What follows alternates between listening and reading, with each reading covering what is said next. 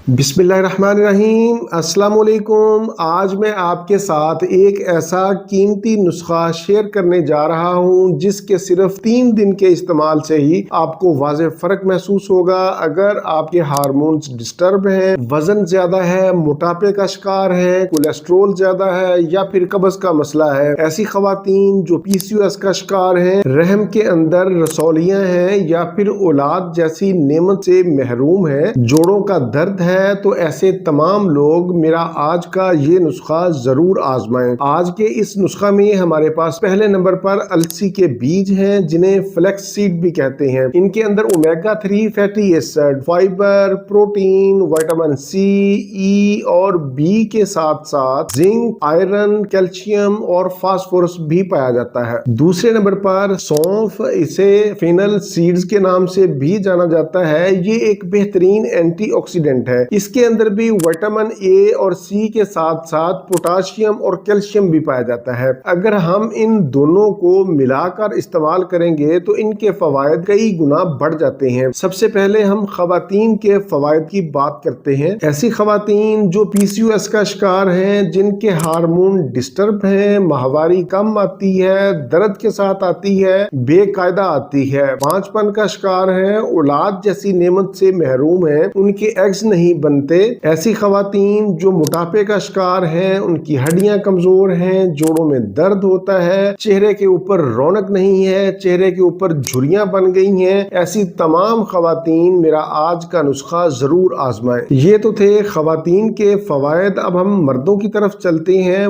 मर्दों में ये टेस्टोस्टेरोन लेवल में इजाफा करता है। जब टेस्टोस्टेरोन लेवल बढ़ता है तो इससे मर्दों की सेहत और ताकत में इजाफा होता है, कमजोरी और थकावट का खात्मा होता है, मूड बेहतर होता है। ऐसे मर्द हजरात जिनका प्रोस्टेट बढ़ा हुआ है, जिन्हें बार बार पेशाब आता है या फिर रसौली और सूजन का मसला है, ऐसे मर्द हजरात जो बांझपन का शिकार हैं, जिनके स्पर्म्स नहीं बनते, जिनके स्पर्म्स कमजोर हैं, वो भी इस नुस्खा को इस्तेमाल कर सकते हैं। ओवरऑल अगर देखा जाए तो आज का नुस्खा दिल की सेहत के लिए भी बहुत ही मुफीद है। इससे दिल की बंद शरियानें खुल जाती हैं, ये खून को पतला करता है, दिल की धड़कन और हाई ब्लड प्रेशर कंट्रोल में रहता है, मैदा की गैस, तेजाबियत और कब्ज के लिए भी आज का नुस्खा बहुत ही मुफीद है। ये तो थे आज के नुस्खा के मुख्तसर फवायद। अब हम चलते हैं कि इसको किस तरह से बनाना है और किस तरह से इस्तेमाल करना है। आज के प्रोग्राम में मैं आपको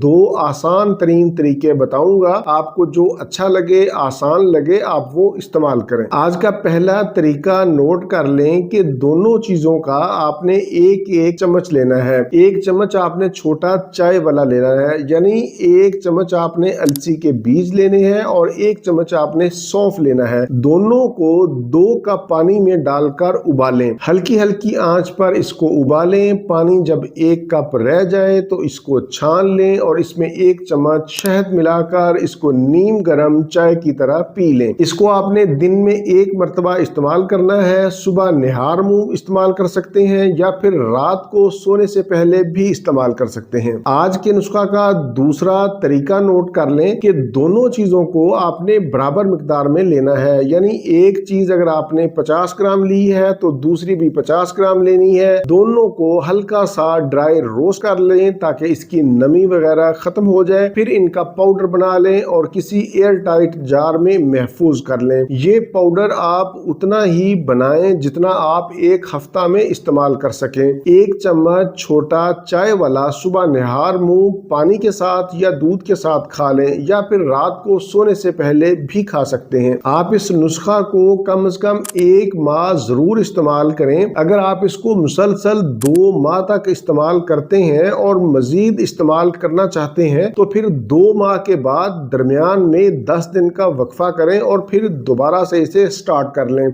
वैसे तो इस नुस्खा का कोई नुकसान नहीं है, लेकिन हामला खवातीन और दूध पिलाने वाली माएँ इस नुस्खा को इस्तेमाल ना करें। बहुत सारे लोग इलाज मुआवजा के सिलसिला में राब्ता करते हैं। मेरा व्हाट्सएप नंबर 030611777806 सामने स्क्रीन पर शो हो रहा है। इसी नंबर पर आप व्हाट्सएप करें। आपने कॉल नहीं करनी, लेकिन एक बात मैं आपको बताता चलूं कि ये सर्विस फ्री नहीं है। ये था मेरा आज का मालूमाती प्रोग्राम से मुतल्लिक कोई भी सवाल हो तो آپ نیچے کمنٹ میں ضرور پوچھیں، میں انشاءاللہ جواب دینے کی کوشش کروں گا۔ اسی کے ساتھ مجھے اجازت دیجیے، دوبارہ کسی نئی معلوماتی ویڈیو کے ساتھ آپ کی خدمت میں پھر حاضر ہوں گا۔ تب تک کے لیے اجازت، اپنے اہل خانہ اور اپنے دوستوں کا بہت زیادہ خیال رکھیں۔ اللہ حافظ، والسلام۔